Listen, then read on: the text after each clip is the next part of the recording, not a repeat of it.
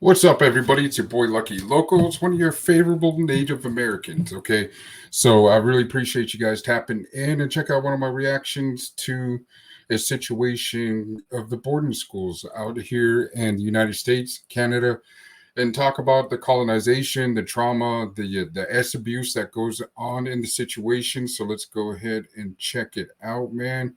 And let's get it cracking, man. I really appreciate you guys tapping in and having a good time. And let's check it out. Let's go take a look. Of children forcibly taken from their homes and abused. I became a shallow breather, thinking that if I don't breathe loud, I might disappear. And to uncover painful truths. Enrich us Think in you what just we do. sidestep my question.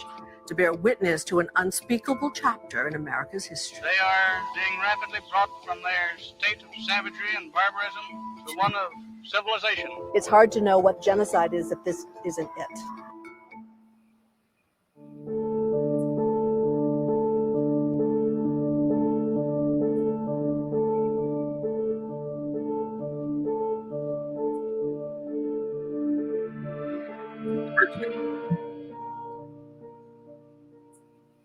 How do we make sense of a policy of the U.S. government that forcibly separated an estimated 100,000 children from their parents, withheld food from those who protested or threw them in jail, that took those often traumatized children, some as young as 4, to boarding schools where their language was forbidden and their beliefs rejected, where the death rate far exceeded those of white children, and where abuse, both physical and sexual, was commonplace?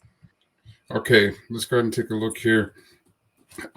This is kind of like a spin-off of what me and Gangers were talking about, and he on his theory is that they weren't trying to wipe out the Native Americans. They weren't really causing genocide. I mean, it was hey, tit for tat. Um, you know, a trail. A train went off track and a lot of white people died out there in the middle of America.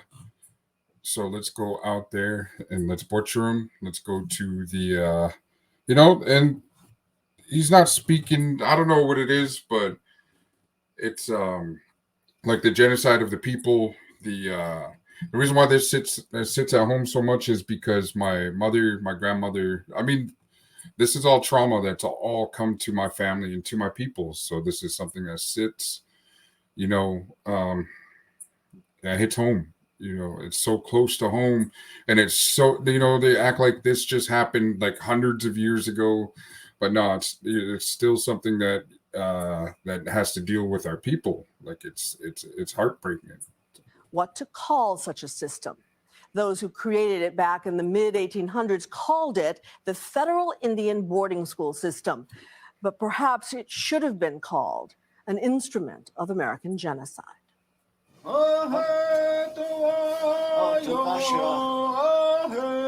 About 100 miles from Mount Rushmore, a sovereign nation stretches out in South Dakota. And shout out to my Lakota people. Shout out to my Lakota, Nakota, the people out there in South Dakota and North Dakota. Really great.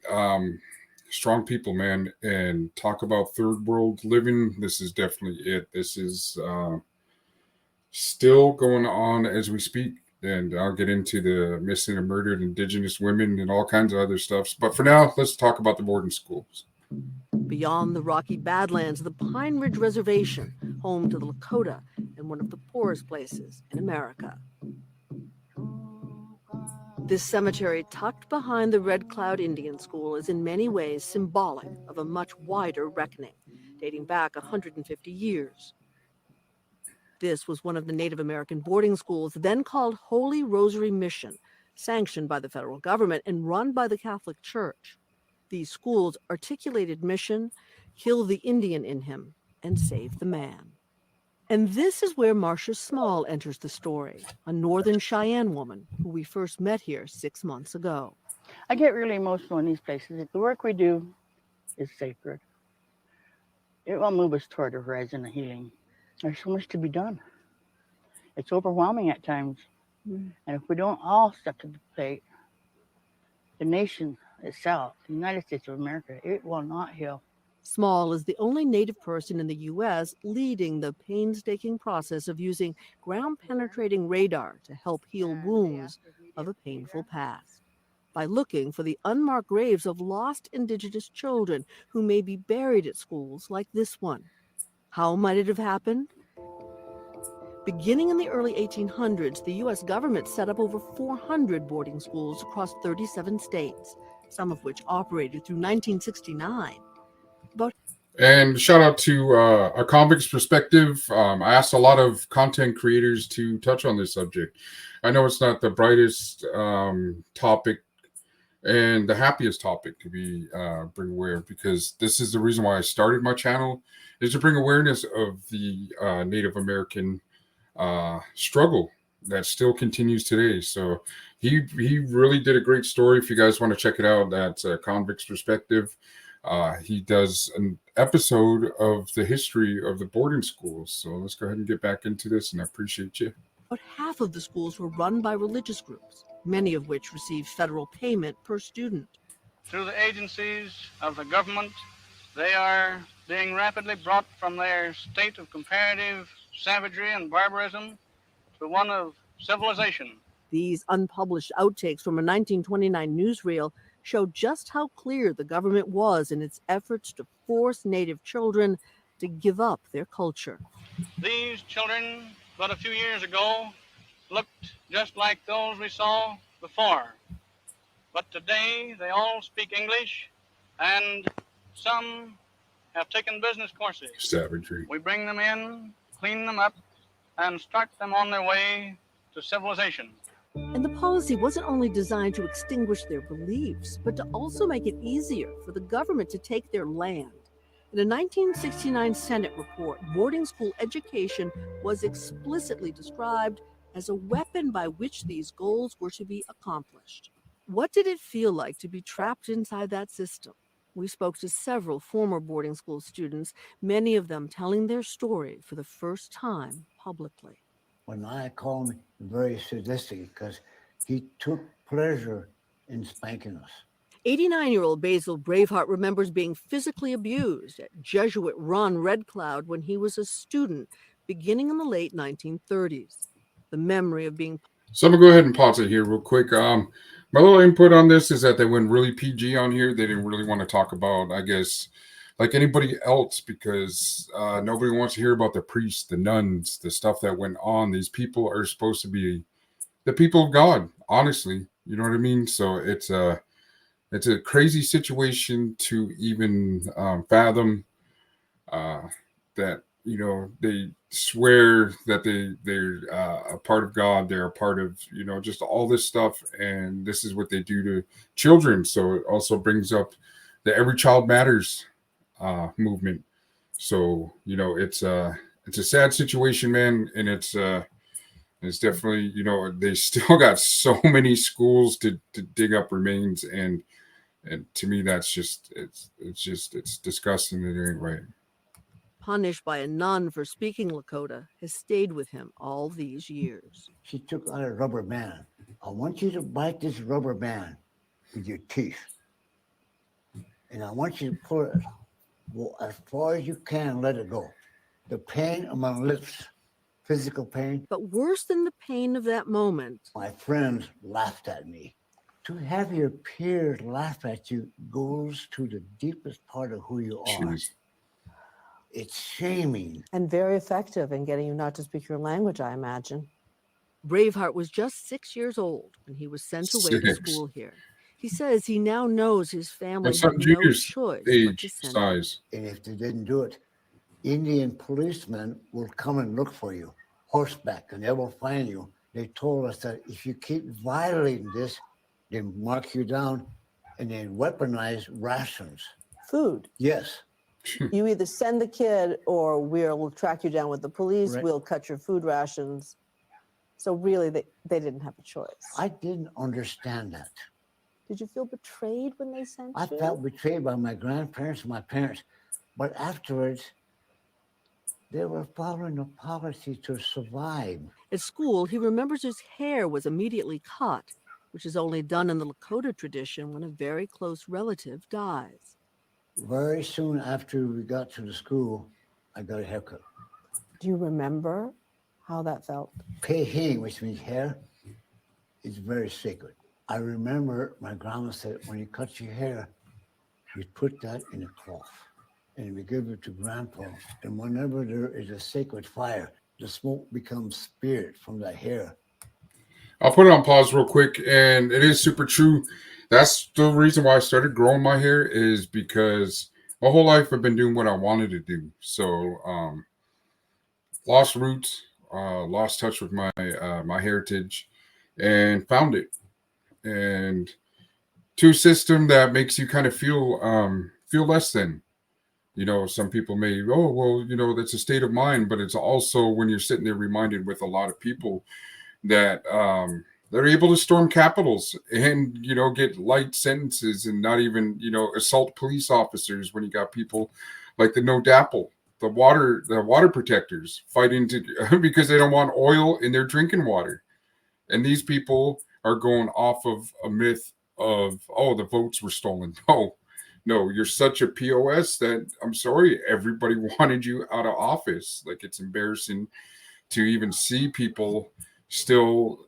I don't want to get into politics, but I'm just throwing that in there, that how Native Americans are perceived through media, still perceived like we're subhuman. The awesome thing I appreciate about what Trump did is building the missing and murdered Indigenous women task force to have it more investigated.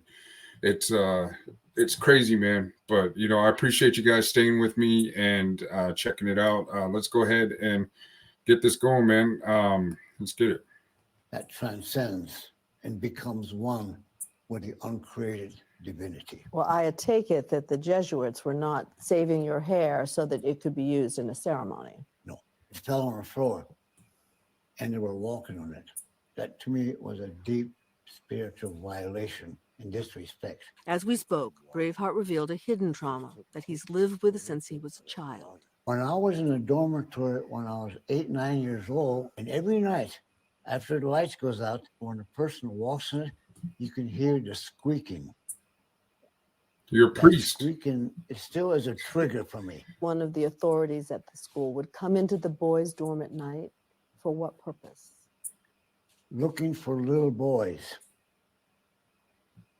To have sex with, That's presumably. it. I became a shallow breather, It's sick, man. thinking that if I don't breathe loud, I might disappear. He was not alone. Just this year, a government report concluded Just that doing this to physical bring and awareness. sexual I'm not trying to abuse make was anybody feel rampant at the schools. Braveheart's classmate Robert uncomfortable, but Stripes you Lightning have to be was sent to uncomfortable Red to Cloud understand in what these people are going 1943. through. What my He people says he go was through. 13 when a priest hit him with a sash lined with metal pellets. He was big and strong then. He said, you won't be able to sit for a week. He was right. I had blisters on my backside. And that wasn't the only time. We'd go in his office and he would say, you know why you're here? Now grab your ankles. We'd bend over and grab our ankles. He had a big black strap back there and he'd take that off. Grab your ankles and he'll hit you till he sweated. About a decade later, Cecilia Firethunder, now 76, attended Red Cloud with her 3 sisters. My dad and my mom made a decision to put us here for economic reasons. In the 50s and 60s, there was no economy, there was no jobs. And so they had children to feed. And then that's the big girls' dormitory. We talked in the shadow of what had been the girls' dormitory when she was there. She told us she was never beaten, but was punished by the nuns for speaking Lakota. That was the rule on the little girl side. You cannot speak Lakota. Do you speak the Yeah. language still? Lakota ya piki. I never forgot my language. Firethunder remembers the way her grandmother encouraged her to hold on to her Lakota identity. You had to live a double life here. You had to behave by all the rules, but keep your own self Right. in there. We knew we had no power. The nuns were power. You can't fight it. So what do? Just get by. Just get by. Fire Thunder worked as a nurse before rising to become the first female president of the Ogallala Sioux tribe in 2004. Looking back, she says growing up separated from her mother meant that she struggled to nurture her own children. Well, do you feel you were a bad mother? Of course I did. Of course I felt I was a bad mother because then I screamed and yelled and punished my kids. And Because then that's what you knew. that's what they showed us. Alex Whiteplume is also a former president of the tribe, although he attended 2 boarding schools elsewhere. The beatings were First off, I want to apologize about. I'm putting my 2 cents in every little chance I get. I want you to get the full depth of the video before doing a reaction of other videos. I do apologize. It is going to be a long video, but I appreciate you guys tapping in. And the reason why is I want them to tell their story. I want you to know what this is about. You know what I mean? usually they grab you by the ear and they jerk you down to the Now I'm starting principal's to sound like office, Flocko. or You know what I they mean? grab you by the arms so hard that they leave fingerprints on your arms. And we were little guys, and that pain would last for days. And you got to a point where you didn't want to tell your dad or mom because they couldn't do nothing. It's just waste. So we just had to go along with it, and it was accepted. Did you ever get hit with a strap or any No. of that sort of stuff? No, the beatings, that was my mom and dad's generation that were beat. It was a little bit lenient when I grew up. Have they told you about what happened to them? Yeah. I don't want to repeat it. Okay. The trauma manifested now in other ways, says Braveheart. Students I went with, especially the boys, all of them drink. He drank as using it as a medicine to tame their feelings. And it continues today. What this facility did and other facilities did to our people, it still affects us to this day through poverty, suicide, addiction, many other things. Eleanor Ferguson told us she's trying to understand her own hurt. Now, real quick, I had want you go to think deep of your within and realize that it 6-year-old was the child, church the who, 6-year-old you know, you, installed these the traumas within my 6-year-old, you know bloodline. what I mean, It grandchild or wasn't my whatever. family's This fault, is, you know. so I had to stop blaming them for my hurt and my pain and my suffering.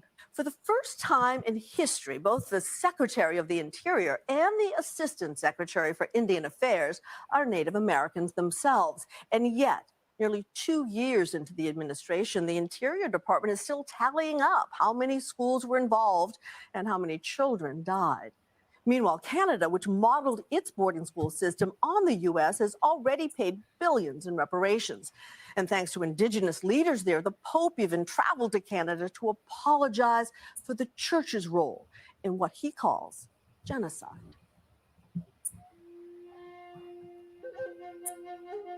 These are the voices of some of those who attended such schools. America has hidden the truth from America.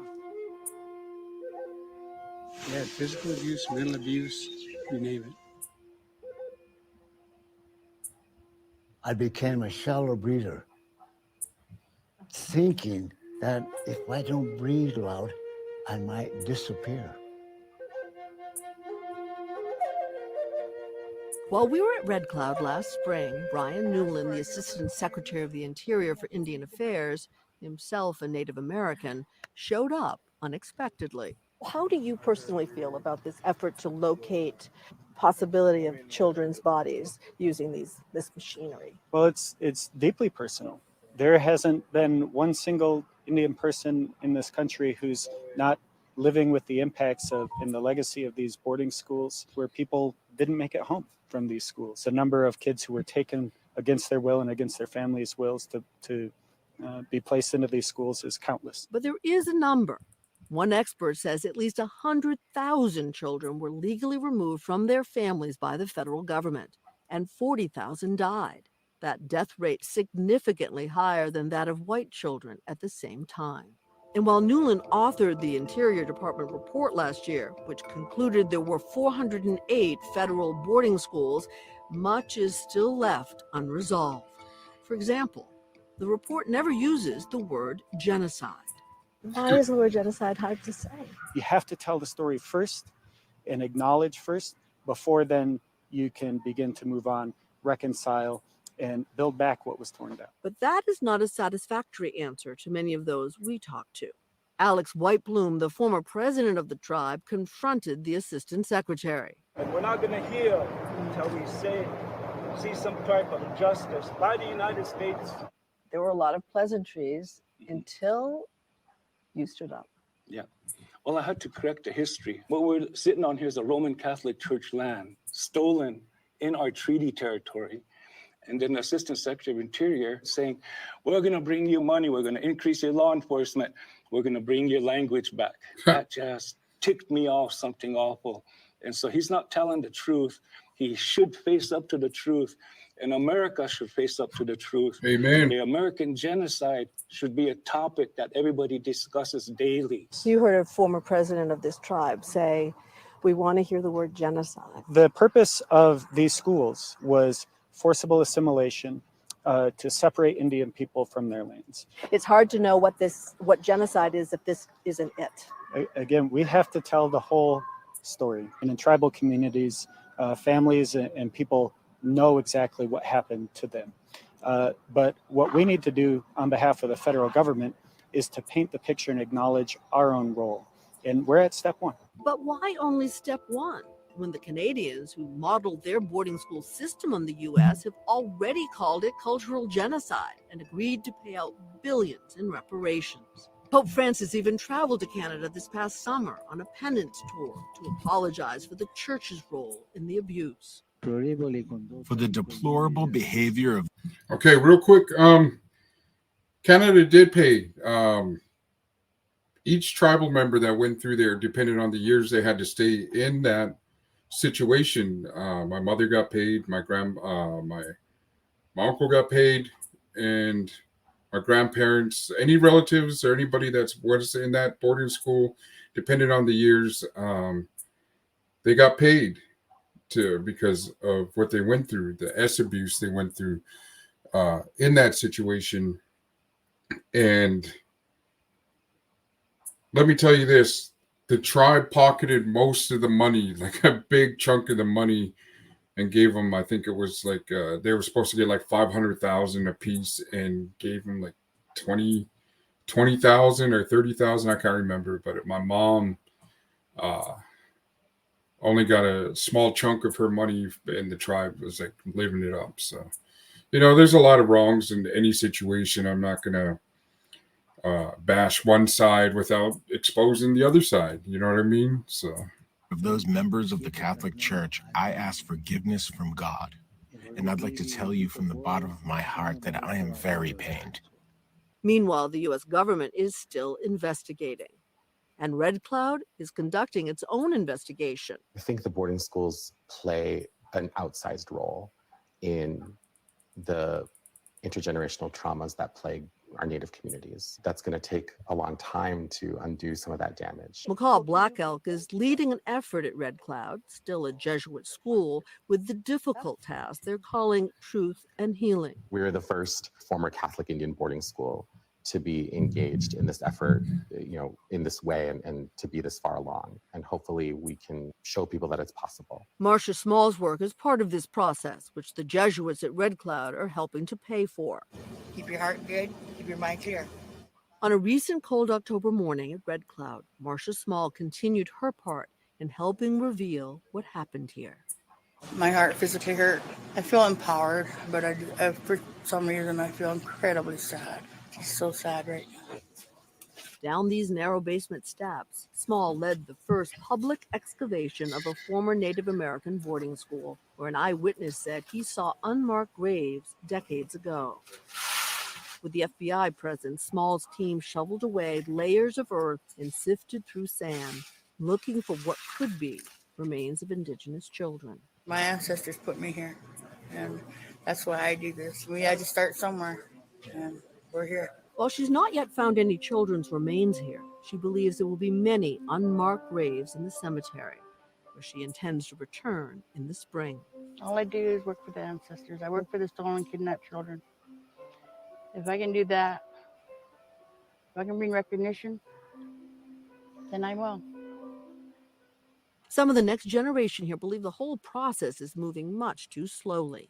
What I see as change is we want our babies back. It wasn't right for the school to take our children and to Amen. assimilate us. We want to hold this school accountable. We sat down with Philip Ironshell. His partner is Eleanor Ferguson. They're part of an indigenous youth group that protested on horseback while Newland was on campus. When we ride these horses, it's also really empowering to us as Lakota people. They're really sacred to us. Would you like to see the Jesuits leave here? Yes. This is the census number. Yeah. Black Elk knows all too well how many divisions there are, even within the community. His mother is a Lakota activist and his father was a former Catholic monk. There are still about 1,000 Catholics in the community of approximately 20,000. There are some people who don't like the Jesuits being involved in all of this. The perpetrators, in some larger sense, are involved in the process. The Jesuits and the Catholic Church have their own healing to do. They have to face this history and their role in it as perpetrators. There is healing too for the perpetrator. But critics say this amounts to the church investigating itself. Father Peter Klink has been at Red Cloud for more than 40 years. There are many in this community who feel the Jesuits are the bad guy, that the Jesuits should go. At least from what I've tried to do ever since I came in 1975, was to do that lifting of the horizon of hope. I think in you what just we do. sidestepped my question. Well, I feel badly if people feel that way. I would love to see us be able to enter into a dialogue, either to end up together concluding the Jesuits should go, or to find the ways in which we can, in fact, join hands. Father Klink arrived 6 years after the federal boarding school system ended and says he never witnessed any abuse. But he feels strongly that the community needs to face its past, even if that means digging in the cemetery or elsewhere on campus. If we don't dig, if we don't find, then in fact, I don't know how we deal honestly with the past. Otherwise, we can't grow into the future that we hope we can grow into. As brokenhearted as you would be by that. I would be crushed to find out that we've got a lot of kids buried around here, but yet I don't think there's any way we can be a part of this process and not pursue the truth. Would you agree that the original purpose of schools like this was to kill the Indian and save the man? Would you consider it ethnic genocide? Yeah, Thank you. yes, because it was basically saying to them, you need to change. You're primitives, you know. That cultural genocide was the result of what we participated in. That's why the truth and healing process, which we began here prior to the Black Lives Matter movement, prior to the announcements in Canada, we had already decided that we were going to go through this because we need to deal honestly with that past before we can move to a vibrant future. Red Cloud has made many changes. The Lakota language is now taught and celebrated in a first-of-its-kind program. The native language that the U.S. government once tried so hard to extinguish now reverberates around these classrooms. Beautiful. Our people fought for us to speak this language, and they didn't want us to not speak this language, so we started speaking it so we could keep it, and we didn't make them fight for no reason. Like all of those we met here, the legacy of the past is still very much alive for Basil Braveheart, a Korean War veteran who spent decades fighting to hold on to his Lakota identity. I was diagnosed with post-traumatic stress disorder, and I had a drinking problem. Someone told me, I said, you know, with your experience, you're kind of like a wounded healer. I think that's what I do, is to help people to become whole, to become free of trauma. He asked us not to film him as he honored our team with a Lakota healing ceremony. The first time he tells us he's conducted recorded one him. for non-native people. I'm just so curious about how you feel about America after everything you know, everything that has happened. I mean, you have an American flag over here, for example. A combat veteran and Marine gave that flag to me. So I do care for my country.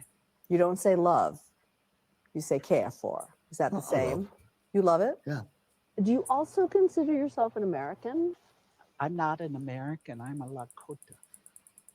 I don't know what being an American means. This is my land. This is my homeland. However, I come from a family of veterans.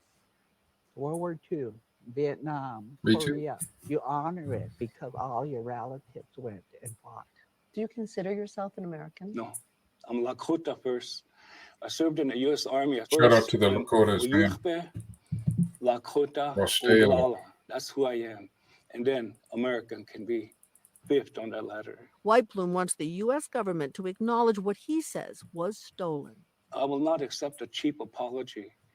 We want our treaty territories back. We just sit there and watch our people die in pain so they can take the land. It's a horrible story. America never owned up to the genocide, and this should be a general topic of discussion. We should deal with it. Braveheart sees things differently and says his grandmother's wisdom continues to guide him. So she's the one that told me that don't ever carry hate or prejudice because it's poison. I mean, it's such a beautiful way to live. And yet it doesn't erase the trauma, does it? It doesn't erase the wrong, does it? She said, you're going to remember Wounded Knee. You're going to remember what happened to you in boarding school. But does that mean that the people who did the bad things, the wrong things, don't have to be held accountable? She said the accountability is for us to let the divine take care of that. You probably will never forget what happened to you. They won't either. Mark my word. Here it is. You're making me speechless, which is not a usual situation for me.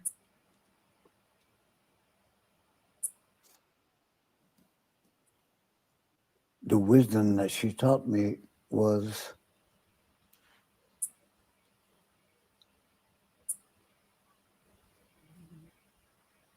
to forgive the unforgivable. Both men do agree on this. Much of the poverty and addiction, pain and struggle found here at Pine Ridge is a direct result of what many of the elders and those who came before them suffered under the boarding school system. Generational trauma is real. Healing will be complicated.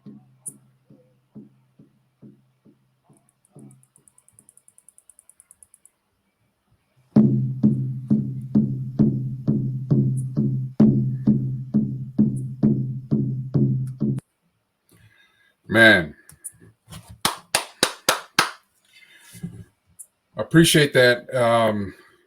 Appreciate the segment that they did on this. They touched up on a lot of stuff, but like I said, they left out. They kept it like real PG, like anybody else would.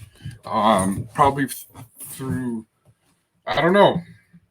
It's that's why I appreciate these channels that people can voice their opinions, because before this, nobody was really talking about it. Nobody was bringing up an awareness. Nobody was doing any kind of coverage on this. But now, as an individual that feels some type of way about how his people were treated, can now expose or at least bring up awareness to the situations of Native Americans, of why you sit there and be like, man, why they drink so much? Why do they do drugs so much? And alcohol's not for us. As me as a recovering alcoholic, and I fight with that every single day of my life, but there's a lot of consequences if I do decide to pick up the bottle and drink. And I deal with the trauma because I went through with, the assaults and stuff like that. It's awareness that I really want to bring forth to the people. And it is something that I really appreciate. Well, thank you for tapping in. Go ahead and hit that like, comment, and let me know what kind of other stuff you'd like me to do a reaction to, because I'll definitely be up for it, man. And especially learning how to use this StreamYard. So, hey, man, Washtelo, your boy Lucky Loco, and I love you, and I support you, and I want you to know I got your back, man. I appreciate you watching my channel.